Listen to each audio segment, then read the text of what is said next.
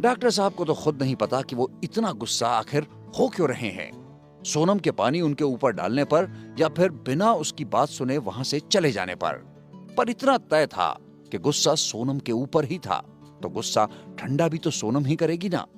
Emergency ward में आज कुछ स्पेशल भीड़ नहीं थी, वरना किसी दिन तो डॉक्टर साहब को ये तक पता नहीं चलता कि कब सुबह से शाम हो गई।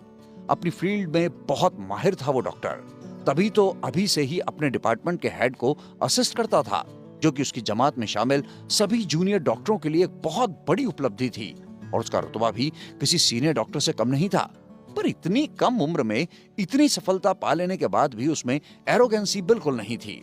सबसे हंसना बोलना, यहाँ तक कि पियोन से भी हमेशा आदर के साथ बात करता था, लेकिन गुस्सा आने पर सारे गुण पता नहीं कहाँ गायब हो जाते थे। सामने रह जाता तो बस एक गुस्सैल बिट्टू। लगातार चौथा कप चाय पीने के बाद जब उसका पियोन भी इस अंदाज में उसको देखा कि सर और लाऊं या मैं जाऊं, तब अमित ने कहा कि कितना टाइम हो गया है, कोई नया केस तो नहीं आया है। पियोन ने कहा डॉक्टर साहब 7 बज रहे हैं और कोई नया केस अभी तक तो नहीं आया है, वैसे भी आपकी शिफ्ट तो 2 घंटे पहले ही खत्म हो गई थी। तब अमित को याद आया कि उसके सरदर्द की वजह क्या है, और वो बेवजह ही चाय पर चाय पिए जा रहा था।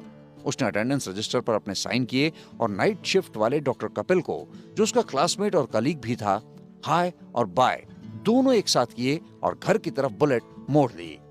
उधर माँ की नजर बार बार पहले गेट पर फिर घड़ी की तरफ जा रही थी। जैसे जैसे घड़ी के कांटे आगे खिसक रहे थे, उनकी चिंता बढ़ रही थी।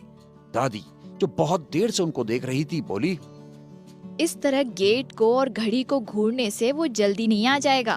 क्यों परेशान हो रही हो राधिका? तुम जानती हो ना वो एक डॉक्टर है।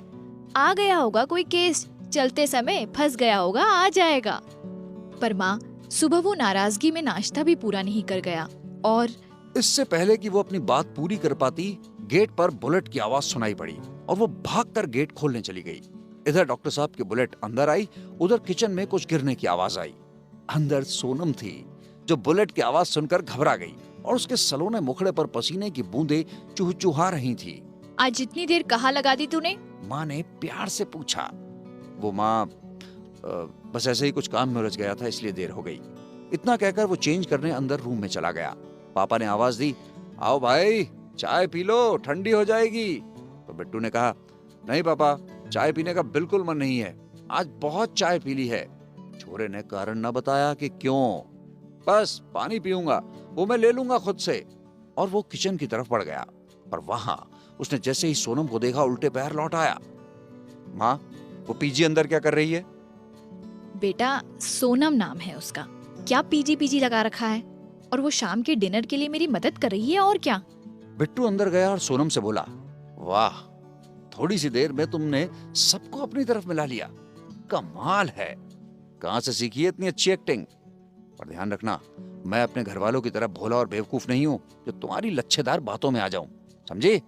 मुझसे तुम 2 फुट की दूरी पर ही रहना, नहीं तो आगे खुद समझदार हो। इतना कहकर, या यूं कहिए कि धमकाकर, हमारे बिट्टू जी पानी का ग्लास लेकर वहां से दंदराते हुए अपने कमरे में चले गए और पीछे छोड़ गए सोनम की बड़ी बड़ी आंखों में मोटे मोटे आंसू। और वो अपने आंसू पोंछते हुए बोली, तुम भोले नहीं, तुम तो अकड़ू हो एक नंबर के। और फिर धीरे धीरे अपने कमरे की तरफ चली गई। उफ, ये क्या किया डॉक्टर साहब ने, हमारी हीरोइन को रुला दिया। और अंदर से भी खुद भी परेशान थे क्यों।